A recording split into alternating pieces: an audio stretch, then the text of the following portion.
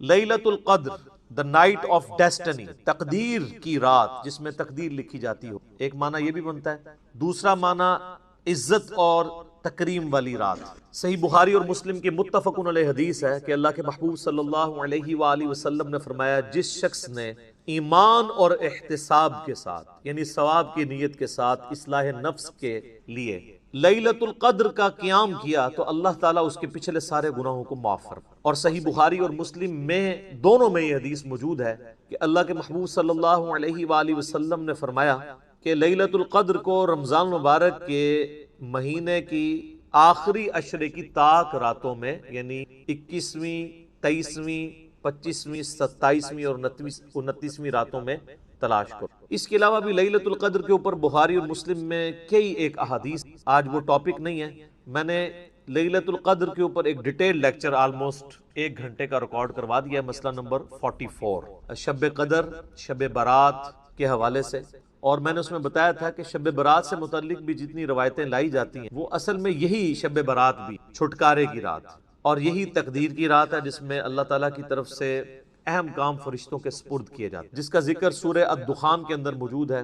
حامیم والکتاب المبین انا انزلناہ فی لیلۃ مبارکہ، بے شک ہم نے اس قرآن کو ایک بابرکت رات میں نازل کیا۔ انا کنا منذرین، بے شک ہم ڈر سنانے والے ہیں۔ فیہا یفرق کل امر حکیم، یہ وہ رات ہے جس میں اللہ تعالیٰ کی طرف سے ہر اہم کام فرشتوں کے سپرد کیا جاتا ہے۔ امرا من عندنا انا کنا مرسلین، یہ سارے کام ہماری طرف سے فرشتوں کے سپرد کیے جاتے ہیں اور ہم ہی ان فرشتوں کو بھیجنے والے ہوتے ہیں۔ اس کے علاوہ بھی جتنی احادیث ہیں قرآن حکیم میں، آیات آئی ہیں لیلۃ القدر کے حوالے سے، جیسے شہر رمضان الذی انزل فیہ القرآن، وہاں پہ بھی ذکر ہے کہ رمضان کے مہینے میں قرآن نازل ہوا ہے، تو یہ یعنی قرآن کے نزول کی رات شب قدر۔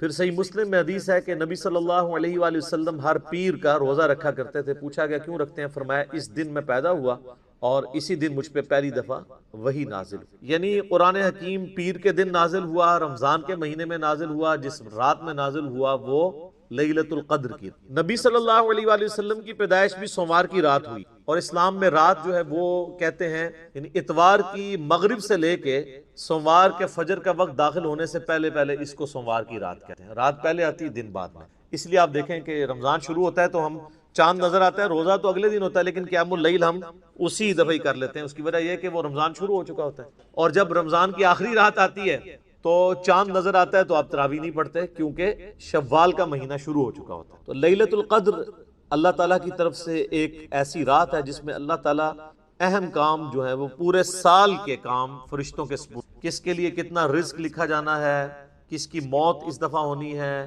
کون سی نئی روحیں جو ہیں وہ جسموں کے ساتھ اس دنیا میں آنے والی ہیں، یہ ساری ڈیٹیلز جو ہیں وہ فرشتوں کے حوالے کی جاتی ہیں۔ یہ پورے سال کا ایک پلان ہے اللہ تعالیٰ کی طرف۔ 1000 سال کا پلان بھی ہے جو سورہ السجدہ میں آتا ہے، وہ 1000 سال کا پلان بھی ہوتا ہے اللہ تعالیٰ کا۔ پھر اللہ تعالیٰ کی طرف سے ویکلی پلان بھی ایک ہوتا ہے جو بخاری مسلم میں حدیث ہے، صحیح مسلم کے اندر حدیث ہے کہ نبی صلی اللہ علیہ وآلہ وسلم نے فرمایا کہ ہر پیر اور جمعرات کو اللہ کے حضور نامہ اعمال پیش، یہ ویکلی پلان ہے۔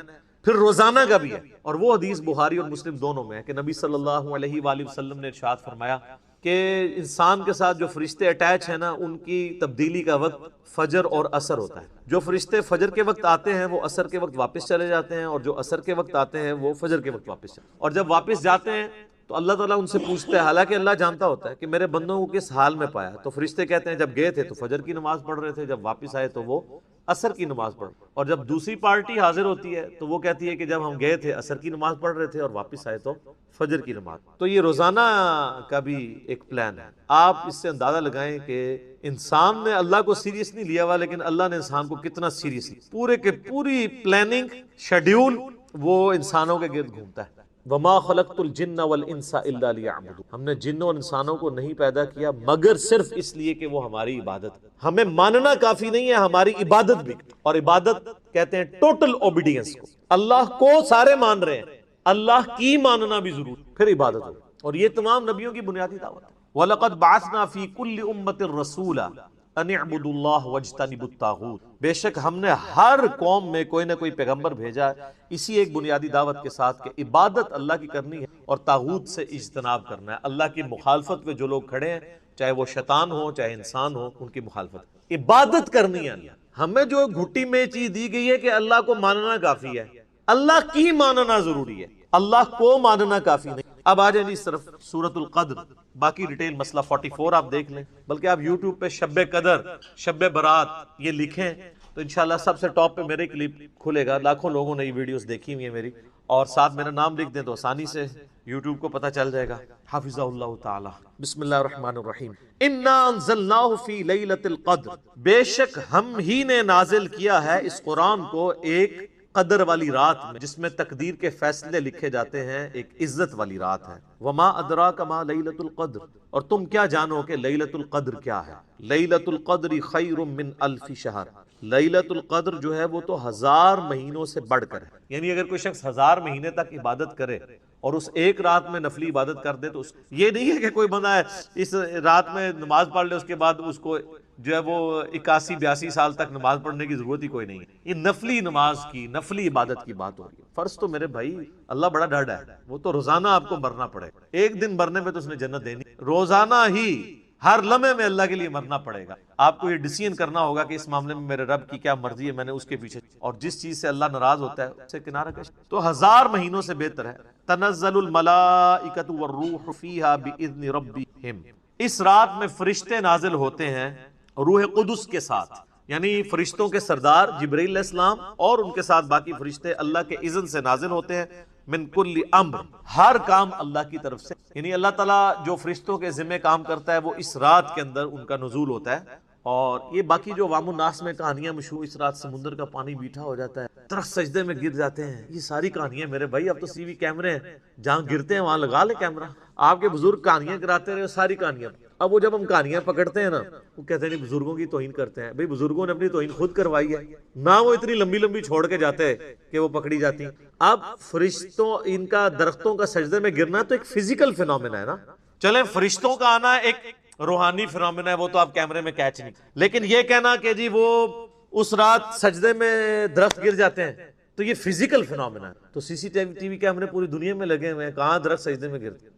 وہ جس سمندر کا پانی میٹھا ہو جاتا ہے، وہ سر سمندر کا پانی کوئی میٹھا نہیں ہوتا، کراچی والوں سے پوچھ۔ اور اگر آپ کو یقین نہیں آتا تو لیلۃ القدر اگر اتنی آسان ہے تلاش کرنی آپ کے لیے، تو آپ جا کے 10 دن کے لیے وہاں پہ اعتکاف کر لیں۔ سمندر کے کنارے مسلمانوں کو اعتکاف کرنا ہے، روزانہ چیک ہو جائے، مغرب کے وقت ہی جب سمندر کا پانی میٹھا ہو تو وہ پورے ملک میں اناؤنسمنٹ ہو جائے، اور ہماری روت لال کمیٹی کے چیئرمین ٹی وی پہ آگے کہہ دیں کہ ہاں جی کراچی کا پانی میٹھا ہو چکا ہے، تمام اہل وطن سے گزارش ہے کہ آج لیلۃ القدر ہے اس کو۔ تو یہ ان لوگوں نے کہانیاں لکھی اور دین کا بہت زیادہ نقصان کیا۔ اللہ کا شکر ہے کہ یہ سچائی کی آواز اس پلیٹ فارم سے بلند ہوئی ہے کہ لوگ بے دین ہونے سے بچ گئے، ادروائز یہ جو دین ان لوگوں نے پیش کیا تھا، ان درمیانے بزرگوں نے، پرانے بزرگوں نے نہیں نا، پرانے بزرگ وہ ہیں جن کی یہ کتابیں، درمیانے بزرگ وہ ہیں جو آج سے 500 سال پہلے، 800 سال پہلے، 1000 سال پہلے، اسلام کو تو نبی الاسلام کے ذریعے طاقت ملے ہوئے 1400 سال ہو چکے ہیں، ویسے تو اسلام حضرت آدم کے، یہ سارے درمیانے بزرگ ہیں۔ میرا یوٹیوب پہ ایک کلپ بھی ہے، درمیانے بزرگوں اور پرانے بزرگوں میں فرق۔ یہ جتنے بزرگوں کو کوٹ کرتے ہیں ان میں سے ایک بھی پرانا نہیں ہے۔ ہاں ہمارے اعتبار سے پرانا ہے، وہ تو 8 سے 500 سال بعد جو ہے وہ غلام احمد قادیانی بھی پرانا ہو جائے گا، لیکن ہم نے جو لوگوں کو بتایا اس کے حساب سے وہ درمیانہ ہی رہے گا۔ پرانے بزرگ پہلے 300 سال کے ہیں، صحابہ، تابعین، تبع تابعین، بعد میں تو کہانی باز ہیں، ان کی کہانیاں جو ہے وہ پرانے بزرگوں سے ملتی، تو ان کو آپ پرانے بزرگ کہنا چھوڑ دیں، درمیانے بزرگ بشکار لیں، تو ان کی کہانیاں پکڑی گئی اور پتہ نہیں کیا کچھ مشہور کیا ہوا ان لوگوں نے، اور اس کی وجہ سے پھر مصیبت۔ اچھا پھر لوگ تلاش، وہ کہتے ہیں تلاش کرنی ہے، تلاش کر کے کیا نکالنا ہے اس میں سے آپ نے؟ تلاش کرنے سے مراد جو احادیث میں ہے وہ یہ ہے کہ آپ نے اس رات میں عبادت کرنی ہے۔ وہ تو نبی صلی اللہ علیہ وآلہ وسلم، ان کے صحابہ نے بھی رات کو عبادت کی ہے، اور وہ آپ نے 5 کی 5 تاک راتیں زندہ رکھنی عبادت کے۔ یہ نہیں ہونا کہ آپ کو کوئی اشارہ آ جانا ہے، یہ کوئی چیز نظر آ جانی، صحابہ کو تو کوئی نظر نہیں آئی ہے۔ بتائیں کس حدیث میں لکھا ہوا ہے کہ کوئی صحابی کہ جی مجھے یہ بڑا ایکسپیرینس ہوا ہے، مجھے پتا چل گیا کہ یہ رات ہے؟ وہ سارے بیچارے تلاش ہی کرتے تھے۔ بیسیکلی اللہ تعالیٰ نے یہ ایک مسلمانوں کے لیے اس کے اندر ایک اپرچونٹی رکھی ہے کہ چلیں جو پوری رمضان میں باقی راتوں میں قیام اللیل نہیں کر سکا، کم از کم آخری راتوں میں کر لے، اور اسی کے لیے اعتکاف بھی کیا جاتا ہے کہ اللہ تعالیٰ اس کی برکت سے اسی آسانیوں والا معاملہ، بس سے زیادہ کچھ بھی نہیں ہے۔ اور سر روزانہ شب قدر ہے آپ کے لیے، تو یہ جو شب قدر کے بارے میں آتا ہے نا کہ فرشتے نازل ہوتے ہیں، آپ نے پڑھا بخاری مسلم حدیث ہے کہ روزانہ اللہ تعالیٰ آسمان دنیا پہ نزول، رات کے تہائی پیر، جب رہ جاتا ہے آخر، اور کہتا ہے کوئی مجھ سے مانگنے والا کہ میں اسے عطا کروں، ہے کوئی بخشش مانگنے والا کہ میں اسے بخش دوں، حتیٰ کہ فجر کا وقت داخل ہو جاتا ہے۔ یہ روزانہ ہر رات کو۔ صحیح مسلم کے اندر حدیث ہے، سیدنا عثمان ابن عفان رضی اللہ تعالیٰ عنہ علیہ السلام کہتے ہیں کہ نبی علیہ السلام نے فرمایا کہ جو شخص عشاء کی نماز جماعت سے پڑھ لے گویا اس نے آدھی رات کا قیام کیا، اور جس نے پھر فجر کی نماز بھی جماعت سے پڑھ لی تو گویا اس نے پوری رات کا قیام کیا۔ شب قدر کے لیے پوری رات جاگنا بھی کوئی شرط نہیں ہے۔ اگر آپ رمضان کی تاک راتوں میں یا آخری ساری راتوں میں 10 کی 10 راتوں میں عشاء اور فجر کی نماز اس طرح پڑھ لیں کہ آپ کی کوئی رکعت فوت نہ ہو تو آپ نے لیلۃ القدر پا لی۔ اشارے اشورے کوئی نہیں ہونے، نظر کچھ نہیں آنا، یہ نظر آنا، یہ اشارے ہونا بند ہو چکے ہیں ہماری ویڈیوز کے۔ وہ پہلے بھی کچھ نہیں تھا نظر آتا، کہانیاں تھیں، لیکن وہ کہانیاں چیلنج کوئی نہیں کر سکتا۔ اب کوئی کہانی اس لیے نہیں کرتا کہ اب تو میڈیا آ جائے گا سامنے، وہ فوراً پکڑی جائے گی۔ آپ کو پتہ ہے پنجاب ہی کے ایک علاقے میں، نام لیے بغیر میں کہتا ہوں، وہ ایک سینٹ بنانے والی عطر، یہ سینٹ پرفیوم بنانے والی کمپنی تھی، تو ان کا پرفیوم ایکسپائر ہو گیا۔ انہوں نے زمین میں بہت بڑا ایک گڑھا کھود کے اس میں وہ سارا ڈال دیا۔ ظاہر ہے کہ وہ ایک یعنی لائف کے لیے ایک خطرناک چیز ہوتی۔ اب وہ کچھ عرصے کے بعد وہاں سے لوگوں کو خوشبو آنا شروع ہو گئی، لوگوں نے وہ یعنی مٹی کھودنا شروع کر دی، اور وہ مٹی کی بوریوں کی بوریاں، لوگ وہاں پہ مزدور بیچ میں اتر کے 100 روپے کے وہ لفافے شاپنگ بیگ بیچ رہے، اور اس طرح مٹی بیچنی شروع۔ وہ تو ابھی میڈیا کا دور ہے تو پتہ چل گیا، اگر یہی واقعہ آج سے 100 سال پہلے ہوتا نا تو یہ کرامت ہوتی۔ یہ اس طرح چیزیں نہیں ہوتی۔ دنیا بقدر ایفرٹ ہے، دنیا میں آپ کو ایفرٹ پٹ، تو ان کہانیوں سے بچیں، ان کہانیوں کو کرامتوں کا نام دے کے، ان معجزات کا نام دے کے ساری کی، اور بڑے بڑے ذمہ دار لوگوں کی دکھ اس وقت ہو کہ جب علماء، پڑھے لکھے لوگ، دین کا نالج بھی رکھتے ہیں، وہ کہانیاں کرائیں عوام کو، تو پھر دل دکھتا ہے کہ یار یہ لوگ کیا کر رہے ہیں۔ اور جب ہم ان کی علمی گرفت کرتے ہیں تو لوگ ہمیں کہتے ہیں یار یہ علماء کے ساتھ بدتمیزی کرتا ہے۔ یار علماء اپنی عزت خود کروائیں نا۔ اگر ایک عالم دین کے ساتھ کھلواڑ کر رہا ہے اور دوسرا شخص اس کو ہائی لائٹ کرتا ہے، تو جو ہائی لائٹ کرنے والا بندہ ہے اس کے اوپر ناراض نہیں ہونا چاہیے۔ مثلاً کوئی شخص جس کا باپ گالیاں دیتا ہو، اور کوئی شخص دوسرا اس کو آ کے بتائے کہ سر آپ کے جو والد محترم ہیں نا یہ گالیاں دیتے ہیں، ان کو ذرا سمجھائیں۔ بعض اوقات محلے کی عورتیں بھی گزر رہی ہوتی ہیں، اگرچہ وہ آپ کو ہی گالیاں نکال رہے ہوتے ہیں، لیکن باقیوں کا بھی ذرا خیال رکھ لیں، اور وہ آگے سے کہہ دی تم میرے ابا جی کی توہین کر رہے ہو۔ ابا جی نے توہین خود کروائی ہے، کیوں گالیاں نکالتے ہیں؟ اب پاکستان میں ایک بہت بڑی شخص، یعنی میں دلی طور پہ ان کی بڑی قدر کرتا ہوں، اور جب ان پہ قاتلانہ حملہ ہوا تھا سب سے پہلے میری ویڈیو سامنے آئی تھی۔ اپنے ان کے فرقے کے لوگوں کی تو آنی تھی نا، دوسروں کو توفیق مفتی تقی عثمانی صاحب، اسلامی بینکنگ کے حوالے سے جو ایفرٹس ہیں وہ ایکسٹراڈنری، لیکن وہ اگلے دن ایک جگہ بیٹھ کے وہ حدیث شریف کا درس دے رہے ہیں۔ اب درس دیتے دیتے یعنی حدیث شریف کے درس میں کہانی تو نہیں آنی چاہیے، جیسے ہی وہ ہم جب چھوٹے چھوٹے تھے نا تو وہ ہم سلیبس کی کتابوں میں کہانیاں رکھ کے پڑھا کرتے تھے، اس وقت موبائل تو نہیں ہوتے تھے، تو وہ ماں باپ کہانیاں پڑھنے سے روکتے تھے، تو وہ پھر سائنس کی کتاب میں یا فزکس کی کتاب کے اندر کہانی رکھ کے لوگ پڑھا کرتے تھے۔ اسکول میں ٹیچر بھی پکڑ لیتے ہوتے تھے۔ یہی کام ہمارے علماء کر رہے ہیں، سامنے رکھی تو بخاری شریف ہوتی ہے، بیچ میں اپنی کہانی رکھی ہوتی ہے، لوگ یہی سمجھ رہے ہوتے ہیں بخاری شریف میں لکھا ہوا ہے۔ تو ہم کہتے ہیں کہ مولانا شریف کو بخاری شریف سے باہر نکالو پھر بخاری شریف پڑھو، مولانا شریف کو مسلم شریف سے باہر نکالو پھر مسلم شریف۔ وہ آدھی تو مسلم شریف ہوتی ہے، آدھی مولانا شریف ہوتی ہے۔ تو وہ مفتی صاحب جو ہیں وہ درس حدیث دیتے ہوئے فرماتے ہیں کہ امام حنیفہ رحمہ اللہ تعالی وضو کے جو گرتا ہوا پانی ہے نا، وضو کے دوران جو جسم سے لگ کے گرتا ہے، اس کو کہتے ہیں مائع مستعمل، استعمال شدہ پانی۔ اچھا یہ لفظ بھی اتنے موٹے موٹے بولتے ہیں تاکہ لوگوں پہ روب پڑ جائے۔ ماں کہتے ہیں پانی کو، مستعمل استعمال شدہ، تو مائع مستعمل کو وہ ناپاک خیال کرتے تھے امام حنیفہ، اور وہ اس کی دلیل وہ دیتے ہیں پھر، حالانکہ مائع مستعمل سے بچنا ہی امپاسبل ہے۔ میرے بھائی جب آپ وضو کریں گے اس کے بعد جو تری آپ کے ساتھ لگی رہتی ہے وہ تو کپڑوں پہ ہی لگنی ہے۔ کوئی دنیا کا بندہ، کوئی صحابی، کوئی بزرگ انکلوڈنگ نبی صلی اللہ علیہ وآلہ وسلم بھی وضو کرنے کے بعد وہ وضو کے پانی سے بچ سکتے ہیں؟ وہ کپڑوں پہ ہی لگے گا۔ یہ تو یہ ہے کہ بندہ ننگا ہو کے وضو کرے اور جب تک پورا جسم خشک نہ ہو جائے کپڑے نہ پہنے، یہ تو کوئی نہیں کرتا۔ تو پہلی چیز تو یہ کہانی سٹارٹ ہی غلط ہوتی ہے۔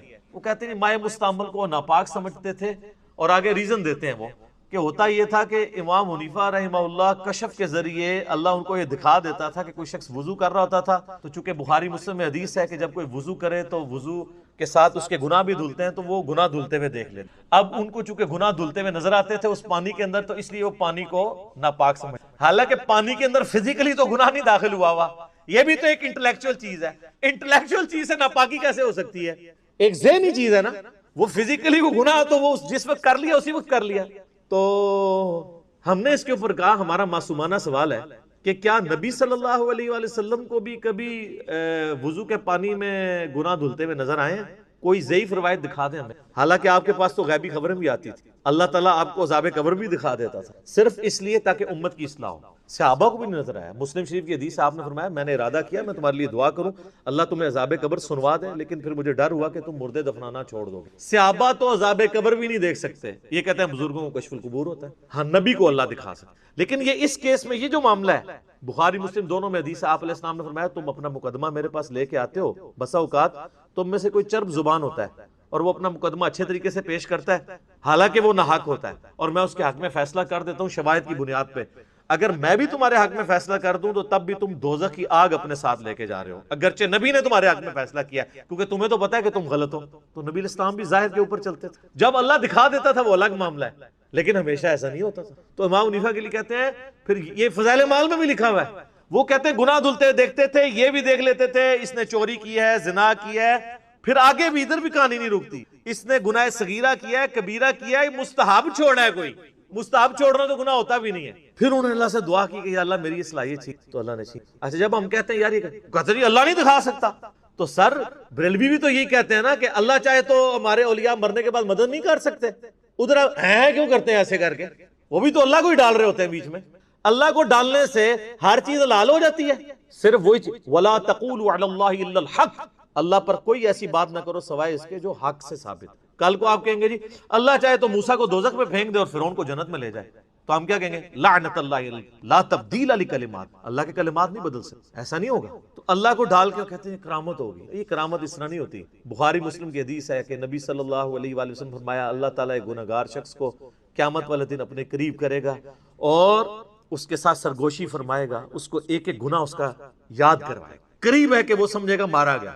اللہ فرمائے گا دنیا میں بھی پردہ رکھا تھا، آج بھی پردہ رکھو۔ اللہ تو ستار العیوب ہے، اس اللہ پہ جھوٹ باندھ رہے ہیں امام حنیفہ رحمہ اللہ کے ذریعے آپ لوگ۔ امام حنیفہ کو تو بیچاروں کو پتہ بھی نہیں ہوگا، جیسے حضرت عیسیٰ کو پتہ بھی نہیں ہے کہ عیسائیوں نے کیا کیا۔ وہ اللہ جو ستار العیوب ہے، گناہوں کو پہ پردہ ڈالنے والا ہے، وہ امام حنیفہ کو لوگوں کے گناہ دھلتے ہوئے دکھائے گا، یہ کرامت ہے۔ اس کو کرامت آپ کہیں گے؟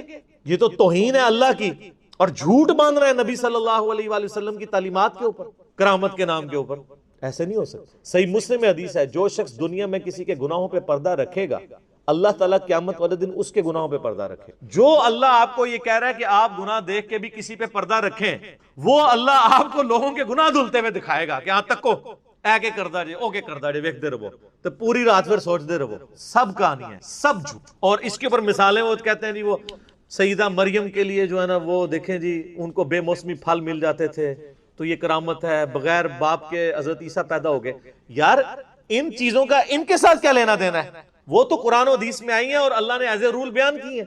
یہ کہیں پہ رول بیان ہوا ہے کہ اللہ تعالیٰ اپنے گناہ بندوں کے گناہوں کو لوگوں پہ ایکسپوز کرنے کی کرامت کروایا کرے گا، اس کے الٹ باتیں ملتی ہیں، تو سب کی سب کہانی۔ اور اللہ کا شکر ہے کہانیاں پکڑی گئی ہیں۔ میں نے تو ان کو بہت بڑی بات کی ہے کہ آپ کا یہ عقیدہ نا کہ بزرگ کشف کے ذریعے قبروں کے حال، دلوں کے حال، یہ سب کچھ جان لیتے ہیں، نہ پرانی بات ہے۔ میں اپنا میکینیکل انجینئرنگ کا فارمولہ کاغذ پہ لکھ کے دیتا ہوں، دنیا کے مرے ہوئے بزرگ، زندہ بزرگ، قیامت تک آنے والے بزرگ جنہوں نے میکینیکل انجینئرنگ جو ہے نا وہ گورے کی کتابیں پڑھ کے نہیں حاصل کی ہوئی ہے، وہ فارمولہ دیکھ کے پڑھ کے نہیں بتا سکتے۔ دل کا حال تو بڑی دور کی بات ہے، یہ فارمولے پڑھنے جوگے ہوتے تو آپ کو ایٹم بم کا فارمولہ دے دیتے، وہ آئنسٹائن نہیں دیا ہے نا، E=mc²۔ یہ بزرگ جو دلوں کا حال جانتے ہیں اور قبروں کے نیچے دیکھ لیتے ہیں، انہوں نے تیل ہی دریافت کر دیا ہوتا، وہ سر ایڈون نہیں دریافت کیا نا۔ تیل کیڑے رحمت اللہ علیہ نے کڑیا، تو اے کڑی کس رحمت اللہ علیہ نے بنائی ہے، اور یہ کیمرہ کس رحمت اللہ علیہ نے بنایا ہے؟ یہ دنیا بقدر ہے، ٹھیک ہوگا جی۔ تو یہ میں نے اس لیے یہاں پہ کلیئر کرنا ضروری۔ سلام ہی حتی مطلع الفجر، یہ جو رات ہے یہ سلامتی کی رات ہے یہاں تک کہ فجر کا وقت داخل، یعنی مغرب کے وقت داخل ہونے سے لے کے فجر کا وقت داخل ہونے تک یہ پوری کی پوری رات لیلۃ القدر، سلامتی کی رات۔ آپ علیہ السلام نے فرمایا کہ مجھے اللہ تعالیٰ نے بتایا کہ یہ رمضان مبارک کے آخری عشرے یعنی آخری جو 10 دن ہیں ان کی تاک راتوں میں سے کوئی رات ہے، 21ویں بھی ہو سکتی ہے، 23ویں بھی، 25ویں بھی، 27ویں بھی اور 29ویں، یعنی یہ آخری جو 5 تاک راتیں ہیں ان میں سے کوئی ایک رات ہے، نبی علیہ السلام کو وحی کے ذریعے بتایا گیا۔ اور تم کیا جانو کہ لیلۃ القدر کی کیا شان ہے، لیلۃ القدر خیر من 1000 شہر، یہ تو وہ رات ہے لیلۃ القدر جو 1000 مہینوں سے افضل ہے، یعنی اس رات میں عبادت کرنا 1000 مہینوں، آلموسٹ 90 سال کے قریب بنتا ہے یہ عرصہ، اس سے افضل ہے۔ پھر اسپیسیفکلی یہ جو رات ہے اس کی شان میں اللہ تعالیٰ نے پوری سورت نازل کر دی ہے، یہ کوئی چھوٹی بات نہیں ہے۔ ایک رات کے بارے میں پوری سورت قرآن میں نازل ہوئی ہے، اور وہ ہے سورت القدر۔ قدر عربی زبان میں کہتے ہی تقدیر کو ہے، ڈیسٹنی کی رات جس میں تقدیر کے فیصلے ہوتے ہیں۔ ایک تو سب سے بڑا فیصلہ ہوا یعنی قرآن نازل ہوا۔ اللہ تعالیٰ کے اس کائنات کے لیے جو بڑے بڑے فیصلے ہیں ان میں سے اگر کوئی ٹاپ آف لسٹ فیصلہ ہو سکتا ہے وہ قرآن کا نزول ہے۔ انسانیت کے ساتھ آخری دفعہ اللہ تعالیٰ نے اپنے پیغمبر صلی اللہ علیہ وآلہ وسلم کے ذریعے کلام فرمایا، تو اس سورت کا نام ہی سورت القدر ہے، یعنی تقدیر والی سورت جس میں ڈیسٹنی، تقدیر کے فیصلے ہوتے ہیں۔ عزت والی رات یہ بھی ترجمہ کیا جا سکتا ہے۔ یہ سورت نمبر ہے 97۔ انا انزلناہ فی لیلۃ القدر، بے شک ہم ہی نے اس قرآن کو نازل کیا ایک عزت والی رات میں، ایسی رات جس میں اللہ کی تقدیر کے فیصلے ہوتے ہیں۔ وہی بات جو سورہ الدخان میں آ چکی، فیہا یفرق کل امر حکیم، یہ قرآن اس رات میں نازل ہوا ہے جس میں ہر اہم کام بانٹ دیا جاتا ہے۔ یہاں پہ بھی آ گیا کہ یہ ڈیسٹنی، تقدیر کی رات ہے جس میں تقدیر کے فیصلے ہوتے ہیں۔ اللہ کے علم میں تو پہلے سے فرشتوں کے سپرد ہوتے ہیں۔ وما ادراک ما لیلۃ القدر، اور تم کیا جانو کہ لیلۃ القدر کی کیا شان ہے۔ لیلۃ القدر خیر من الف شہر، یہ تو وہ رات ہے لیلۃ القدر جو 1000 مہینوں سے افضل ہے، یعنی اس رات میں عبادت کرنا 1000 مہینوں، آلموسٹ 90 سال کے قریب بنتا ہے یہ عرصہ، اس سے افضل ہے۔ تنزل الملائکۃ والروح فیہا باذن ربہم من کل امر، اس رات میں فرشتے نازل ہوتے ہیں اور روح قدس یعنی جبرائیل علیہ السلام بھی اس رات میں نازل ہوتے ہیں اپنے رب کی اجازت سے، ہر طرح کا کام لے کر جو اللہ تعالیٰ ان کے سپرد کرتا ہے۔ سلام، یہ رات سلامتی کی، ہی حتی مطلع الفجر، اور یہ سلامتی رہتی ہے یہاں تک کہ فجر طلوع ہو جائے، یعنی ختم سحری جہاں ہو جاتی ہے اور فجر کا وقت سٹارٹ ہوتا ہے، اس وقت تک یہ پوری کی پوری رات اللہ تعالیٰ کے فیصلے کی ایک اہم ترین رات ہے۔ اور رات کی ڈیفینیشن اسلام میں ہے غروب آفتاب سے لے کر فجر کا وقت داخل ہونے تک، یہ پوری رات۔ تو یہ پوری کی پوری رات اللہ تعالیٰ کے فیصلوں کی رات ہے جس میں فرشتے نازل ہوتے ہیں ہر اہم کام لے کر۔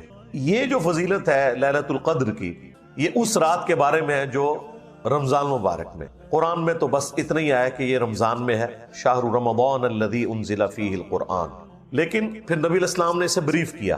صحیح بخاری اور صحیح مسلم دونوں میں یہ حدیث موجود ہے کہ اللہ کے محبوب صلی اللہ علیہ وآلہ وسلم نے رمضان مبارک کے پہلے 10 دن اعتکاف کیا اور پھر اپنے حجرے مبارک سے سر اقدس کو باہر نکالا اور فرمایا کہ میں نے ان 10 دنوں میں لیلۃ القدر کو نہیں پایا۔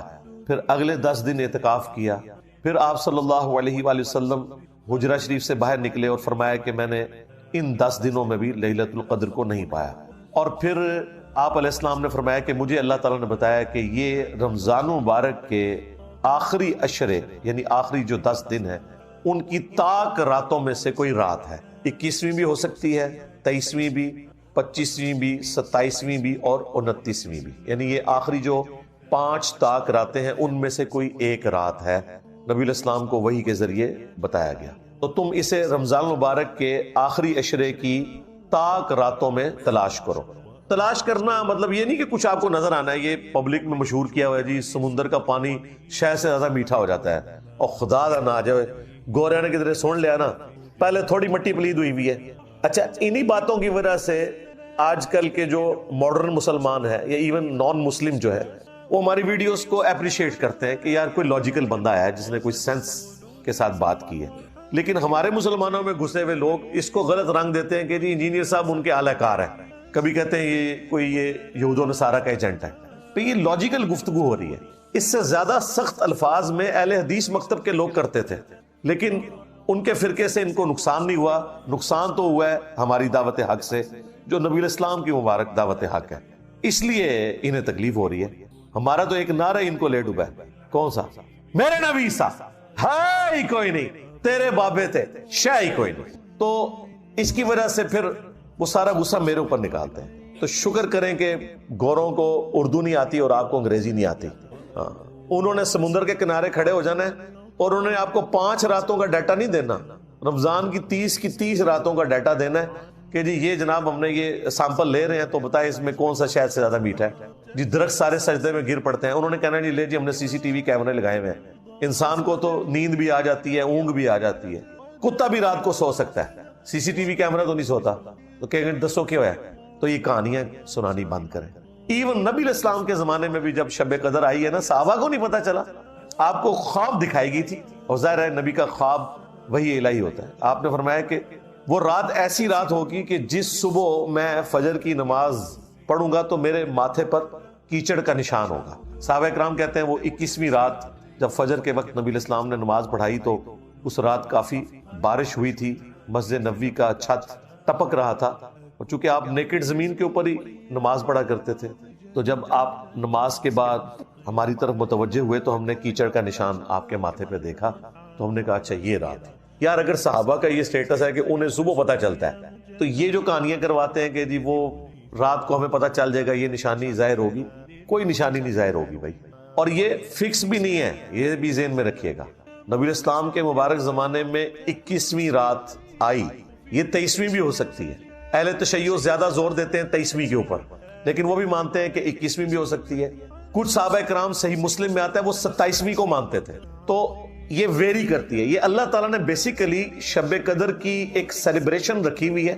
کسی سال وہ 21ویں کو سیلیبریٹ کرتا ہے اللہ تعالیٰ، کسی سال 23ویں کو، کسی سال 25ویں کو، کسی سال 27ویں کو. مقصد یہ ہے کہ وہ 10 دن آپ اللہ کو دیں، وہ طاق راتیں دیں. جو بخاری مسلم میں آتا ہے کہ جب آخری عشرہ شروع ہوتا تھا نبی علیہ السلام خود بھی رات کو جاگتے تھے اور اپنے گھر والوں کو بھی جگاتے تھے کہ وہ رات کو عبادت کریں. ان راتوں کو زندہ کرنا مقصد ہے، اور وہ بخاری مسلم میں حدیث ہے. نبی علیہ السلام نے فرمایا جس نے ایمان اور احتساب کے ساتھ شب قدر کا قیام کیا اللہ تعالیٰ اس کے پچھلے سارے گناہوں کو معاف فرما دے گا. ہاں تو وہ فضیلت بیسیکلی حاصل کرنی ہے آپ نے قیام کر کے. شب قدر اگر آپ کو مل گئی، یعنی وہ اللہ کے علم میں کون سی ہے، تو یقیناً اگر آپ آخری طاق راتوں میں قیام کرتے ہیں آپ کو مل گئی، کوئی نشانی نہیں ظاہر ہونی.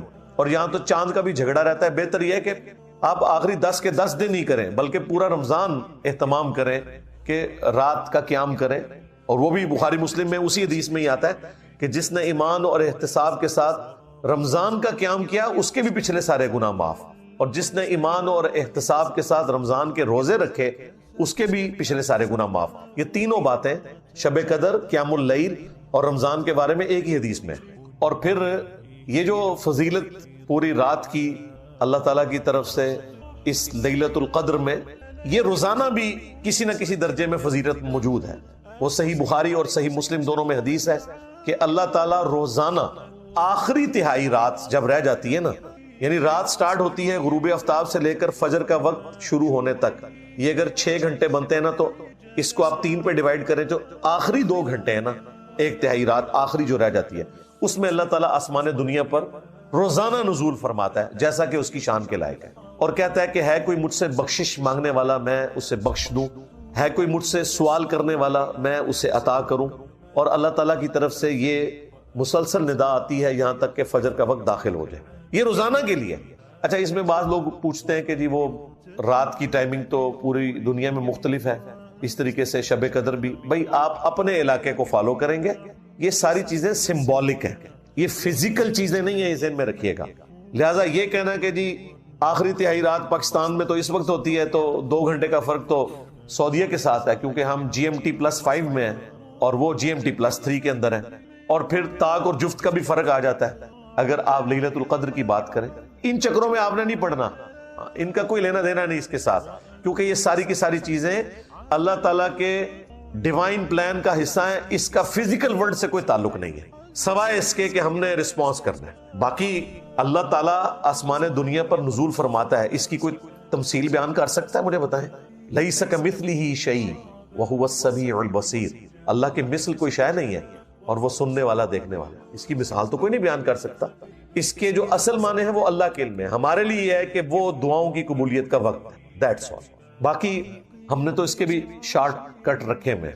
صحیح مسلم میں حدیث ہے، سیدنا عثمان رضی اللہ تعالیٰ عنہ علیہ السلام نے روایت کی ہے، وہ کہتے ہیں کہ اللہ کے محبوب صلی اللہ علیہ وآلہ وسلم نے فرمایا جس نے عشاء کی نماز جماعت سے پڑھی اسے اللہ تعالیٰ آدھی رات کا قیام کرنے کا ثواب دے دے گا، اور پھر اگر اس نے صبح فجر بھی جماعت سے پڑھ لی تو پوری رات کے قیام کا ثواب۔ یعنی اگر آپ رمضان المبارک میں عشاء اور فجر جماعت سے پڑھ لیں، اس حال میں کہ آپ کی کوئی رکعت فوت نہیں ہونی چاہیے، یہ ذہن میں رکھیے، جماعت سے مراد نہیں کہ اتحیات جا کے مل جاؤ اینڈ تے، نہ، رکعت نہیں فوت ہونی چاہیے۔ شریعت میں جماعت ملنا ہے، رکعت فوت نہ ہو، اور رمضان میں یار کوئی مشکل کام نہیں۔ فجر زیادہ مشکل ہوتی ہے، وہ تو ساری کے وقت ویسے ہی لوگ اٹھے ہوئے ہوتے ہیں، ایک مسجد سے جماعت رہ جائے دوسری میں چلے جائیں، آپس میں بھی ٹائمنگ کا فرق ہوتا ہے۔ تو یہ شارٹ کٹ ہے صحیح مسلم میں کہ جو رات کو عشاء اور صبح فجر پڑھ لے جماعت کے ساتھ، پوری رات کے قیام کا اسے ثواب مل جائے۔ یہ شارٹ کٹس جو ہیں وہ ہمارے جیسے جو کمزور لوگ ہیں ان کے لیے بہت بڑی نعمت ہے، اور یہ شارٹ کٹس اسپیشلی اللہ تعالیٰ نے اپنے محبوب صلی اللہ علیہ وآلہ وسلم کے ذریعے ہمیں اس لیے دیے کہ کوئی بہانہ باقی نہ رہے۔ اسی طرح کا ایک شارٹ کٹ صحیح مسلم میں رپورٹ ہوا ہے، نبی علیہ السلام فجر کی نماز سے پہلے گھر سے نکلے اور پھر نماز پڑھ کے اشراق تک بیٹھ کے نوافل پڑھ کے کافی دیر بعد جب گھر آئے تو آپ نے دیکھا کہ آپ کی بیوی سیدہ جویریہ سلام اللہ علیہا وہ مصلی پہ ہی بیٹھی ہوئی ہیں۔ نبی علیہ السلام نے فرمایا تم صبح سے بیٹھی ہوئی ہو، یعنی کم از کم 3 گھنٹے تو ہو گئے تھے ان کو بیٹھے ہوئے، اور میں نے گھر آنے کے بعد 4 کلمات صرف 3 دفعہ پڑھے اور مجھے تم سے زیادہ ثواب مل گیا۔ سبحان اللہ وبحمدہ عدد خلقی ورضا نفسی وزینت عرشی ومداد کلماتی۔ یہ 4 کلمات سبحان اللہ وبحمدہ تو کامن ہے نا، عدد خلقی ورضا نفسی وزینت عرشی ومداد کلماتی، ان کو آپ نے 3 دفعہ پڑھنا ہے، وہ ہم نے صبح شام کے اذکار میں بھی یہ ذکر ڈالا ہوا ہے۔ تو مجھے اس سے زیادہ ثواب مل گیا جو تمہیں ملا ہے۔ اب اس کی قدر جو مجھے ہے نا وہ شاید آپ میں سے بہت کم لوگوں کو ہو۔ میرے لیے تو سیکیورٹی ایشوز کی وجہ سے مسجد میں اشراق تک بیٹھنا آلموسٹ امپاسبل ہو چکا ہے، حالانکہ یہ سنت بھی ہے۔ صحیح مسلم میں آتا ہے کہ نبی علیہ السلام تو فجر سے لے کر سورج بلند ہونے تک مسجد میں بیٹھے رہتے، اور اس دوران صحابہ کرام کہتے ہیں کہ ہم آپس میں ایک دوسرے کو اپنے زمانے جاہلیت کے واقعات سنایا کرتے، اور اس میں الفاظ ہیں کہ مجلس کرتے تھے نبی علیہ السلام، یہ مجلس کا ورڈ اس میں موجود ہے، اسی کی وجہ سے ہم نے مجالس کا نام رکھا۔ اور پھر ہم زمانے جاہلیت کے جب واقعات سناتے ہیں اور اس میں ہم اپنی ان حرکتوں کا ذکر کرتے تو خود اپنے اوپر ہنسا کرتے تھے کہ یار ہم کس قسم کے تھے، کبھی کہیں نذرانہ چڑھا رہے ہیں بتوں کے اوپر جا کے، اپنے ہاتھوں کے تراشے ہوئے بت، یعنی وہی ریپلیکا یہاں پہ بھی آپ کو نظر آتا ہے۔ تو نبی علیہ السلام بھی ہمارے ساتھ مسکراتے تھے، جب ہم آپس میں مسکراتے تھے نا کہ یار ہم کتنے جاہل لوگ تھے، تو نبی علیہ السلام بھی محظوظ ہوتے تھے اس مجلس میں بیٹھ کے۔ تو یہ فجر سے لے کر اشراق تک مسجد میں بیٹھنا یہ بہت بڑی نعمت ہے، لیکن اس کے ایکویلنٹ ایک شارٹ کٹ میں نے آپ کو بتا دیا کہ نبی علیہ السلام نے فرمایا کہ یہ 4 کلمات پڑھ لو 3 دفعہ، سبحان اللہ وبحمدہ عدد خلقہ ورضا نفسہ وزینت عرشہ ومداد کلماتہ، تو تمہیں اس سے بڑھ کر ثواب ہے۔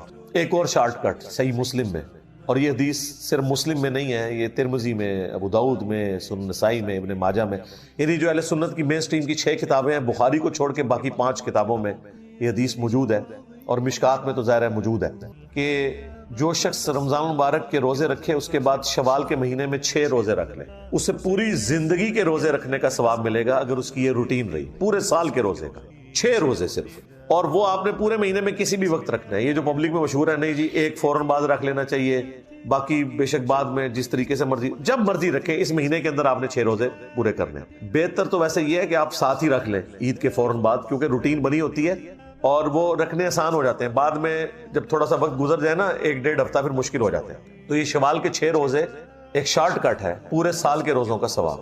اس طرح کے شارٹ کٹس جو ہیں ان سے نفع اٹھانا چاہیے، اور یہ شارٹ کٹس احادیث میں اس لیے رپورٹ ہوئے کہ ہر شخص کو اللہ تعالیٰ نے ایک جیسے حالات و واقعات نہیں دینے، سرکمسٹانسز ڈیفرنٹ ہو سکتے ہیں کسی بندے کے، تو وہ شخص بھی محروم نہ رہ جائے۔